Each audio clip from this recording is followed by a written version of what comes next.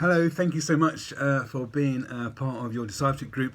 Thank you so much also to your amazing leaders for looking after your group week by week. So bless you for that. Really appreciate you do that in the way that you lead your group, look after your group each week. So thank you so much for doing that. And I just hope you just enjoy this evening, enjoy being together tonight.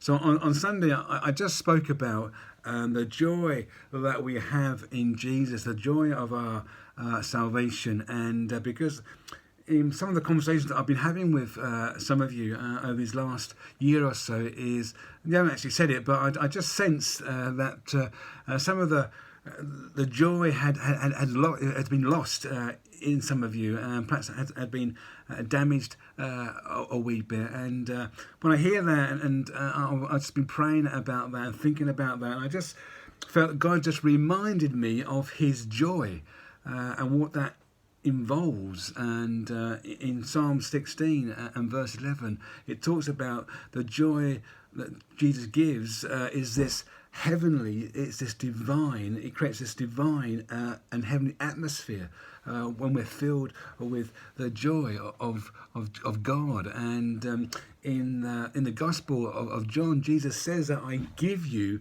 my joy. Also, he says that I give you the fullness of my joy. It is limitless, the joy of Jesus. And not only does he give it to us, not only is it comes with the fullness of Christ, but also he says that no one is able to take it away from us. And so I just wanted to remind you, of the joy that we have in knowing Jesus, the joy of our salvation. And I just felt that God just wanted to restore that joy in you.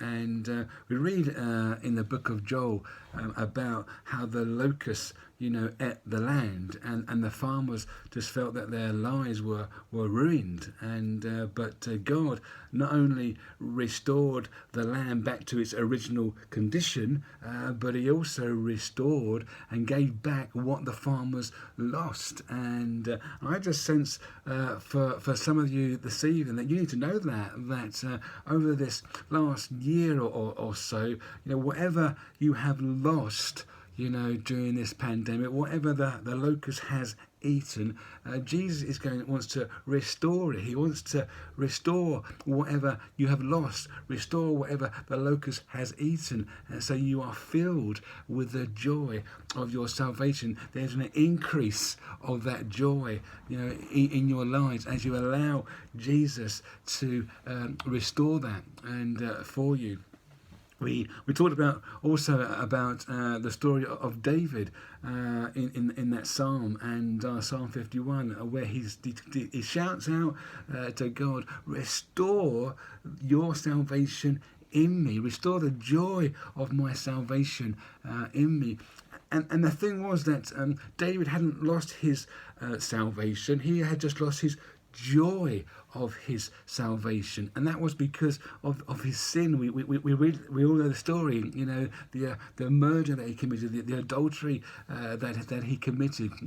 But when he realized actually that's what was stopping him from having this joy of his salvation, that closeness with God, the prophet Nathan just reminded him and made him realize what he had done, and he just asked for forgiveness from God, and God restored his salvation, the joy of his salvation. He cleansed David's heart. He renewed the spirit in David. And maybe for some of us, that during this last year, there has been stuff in our lives that hasn't been honouring to God. It hasn't been right for God. And perhaps we just need to go to God and say, Jesus, restore the joy in my salvation. Cleanse my heart. Renew my spirit so we can have that closeness again, and let you come, and so I can have that heavenly joy, and that I can receive that fullness of your joy, and know that no one can take it away from me. So have a think about that this evening as you come together, and see how you've gone. Hopefully you should have some questions as well to answer to go with this little vid. So thank you so much for listening. Enjoy tonight, but remember, the joy that Jesus gives you, it is a heavenly joy.